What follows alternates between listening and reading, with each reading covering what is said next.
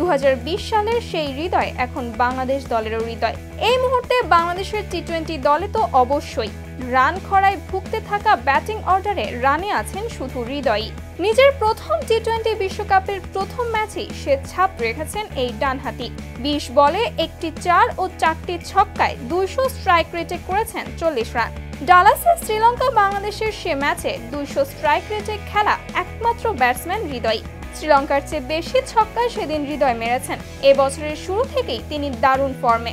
12 match খেলা হৃদয় 11 ইনিংসে bat করে 37 গড়ে রান করেছেন 303, যা বাংলাদেশের ব্যাটসম্যানদের মধ্যে সর্বোচ্চ।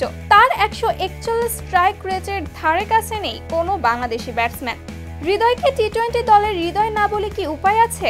বাংলাদেশ দলের ব্যাটিংয়ে তার হৃদয়ের গুরুত্ব শুধু রান কিংবা স্ট্রাইক রেটে বোঝানো যাবে না। ব্যাটিং অর্ডারে তার জায়গা 4 কিংবা 5 নম্বরে। বাঁহাতি ব্যাটসম্যানের ঠাসা টপ অর্ডারের ডানহাতি ব্যাটসম্যান হওয়ায় হৃদয়ের গুরুত্ব এমনিতেই বেড়ে যায়। মাঝের ওভারের স্পিন বোলিংয়ের বিপক্ষে সাধারণত রানের গতি কমে আসে। টি-20 ম্যাচের জেতা হারাও নির্ভর করে দলগুলোর মাঝের ওভারে কেমন করে। হৃদয় এক্ষেত্রে বাংলাদেশ দলের সবচেয়ে বড় আস্থার জায়গা। দলের বিপদে তিনি ধরে খেলেন। শ্রীলঙ্কার বিপক্ষে ম্যাচেই হৃদয়ের এই দুই রূপ দেখা গেছে।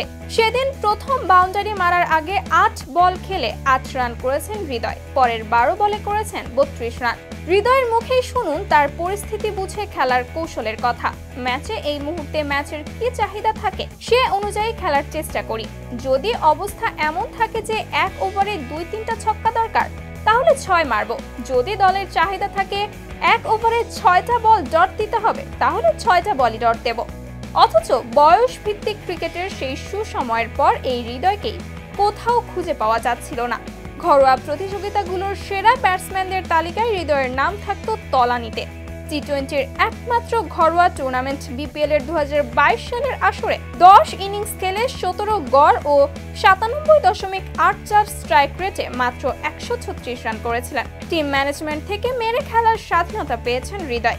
লাইসেন্স টু কিল বলতে যা বোঝায় হৃদয়কে সেটাই দেওয়া হয়েছে। সবগুলি লক্ষ্য ভেদ করবে না, কিন্তু গুলি চালিয়ে যেতে হবে। হৃদয় তাই করছেন।